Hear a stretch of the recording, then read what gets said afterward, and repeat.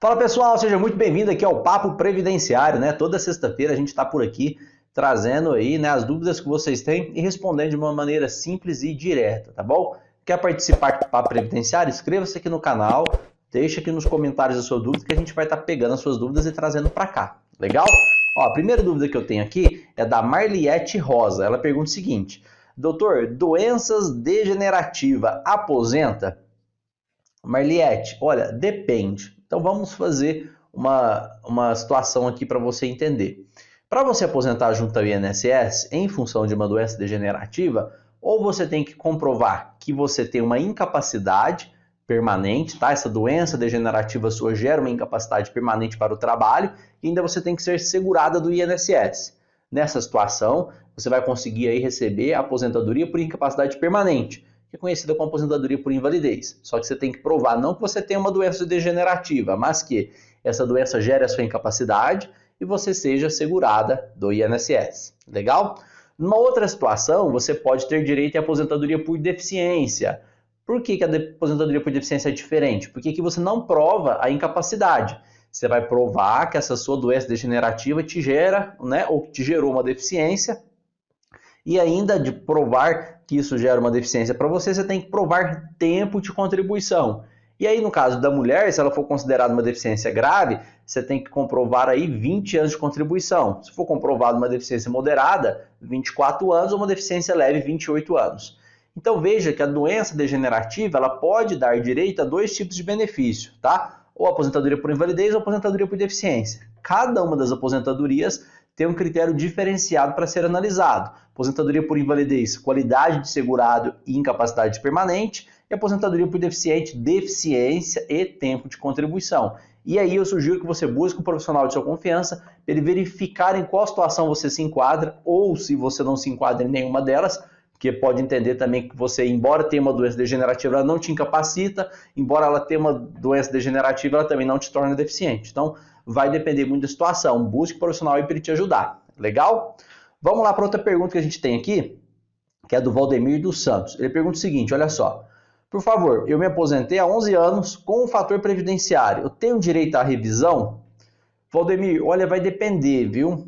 O fato de você aposentar há 11 anos, tem que verificar, não é a data da sua aposentadoria, mas é a data do primeiro recebimento do benefício. Se a data do primeiro recebimento do seu benefício já passou 11 anos, tem que identificar se você já não pegou a decadência. O que é a decadência? A decadência é a perda aí da pretensão, né? A perda de você entrar com direito. Então, por mais que você tenha algum erro na sua aposentadoria, se já está no prazo decadencial aí, que é de 10 anos, contados a partir da data do primeiro recebimento do benefício, tá? Você já não tem direito de entrar com a revisão. Agora, se você fez essa contagem sua equivocada, ou seja, busca um profissional para ele verificar isso para você, porque a data não conta da data da sua aposentadoria, mas da data do primeiro recebimento do benefício, tá?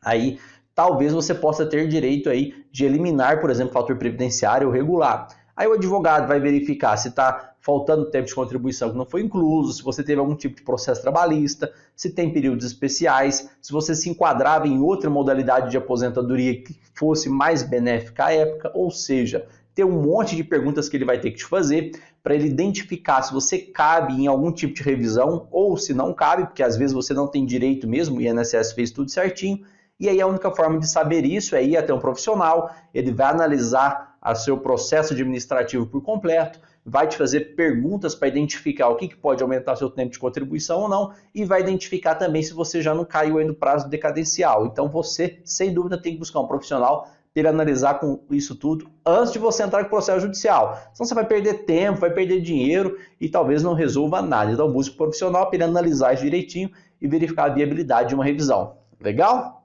Outra pergunta que eu tenho aqui é da Stefane Rodrigues dos Santos. Ela pergunta o seguinte: doutora, eu dei entrada na aposentadoria do meu filho, da pensão por morte do meu filho, tá? Em função da morte do pai, no dia 26/11/2022. E foi concedido no dia 28/2/2023. Porém, foi liberado apenas o valor referente a fevereiro e já está marcando o valor de março. Mas o retroativo não foi pago. Quero saber se tem um direito retroativo ou não. Stefane, esse retroativo de novembro de 2022, ele vai ser pago sem dúvida nenhuma, tá? Porque é da data da entrada do requerimento para frente. Agora tem um ponto importante. Se você fez o pedido da pensão por morte dentro de 90 dias, você tem o direito de receber essa pensão por morte desde o óbito do segurado. Então ela retroage mais ainda, não é desde a data da entrada do requerimento. Pode retroagir até a data do óbito, tá? No caso aqui, você fez a solicitação. Então veja se está dentro desses 90 dias, que aí não vai retroagir na data da entrada, mas vai retroagir a data do óbito.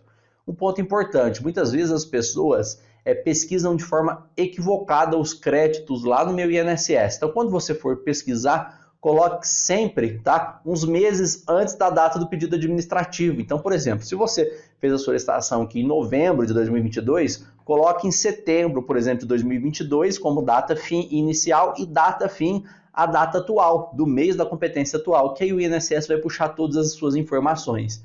Porque se você clicar lá sem alterar essa informação de competência inicial, ele só vai te dar a data da informação recente. Então, talvez o seu erro esteja só em clicar certinho no lugar e puxar o extrato de crédito anterior, tá? Lembrando que, se você fez aí o pedido de pensão por morte dentro de 90 dias, você tem direito de receber desde a data do óbito, perfeito? Pessoal, participe do Papo Previdenciário. É importante você deixar suas dúvidas aqui, que a gente vai entender e vai verificar como consegue aí te ajudar. Talvez no momento simples desse aqui resolva muito a sua situação, tá bom? Vem com a gente que na próxima semana tem vídeo novo. Até lá! Tchau!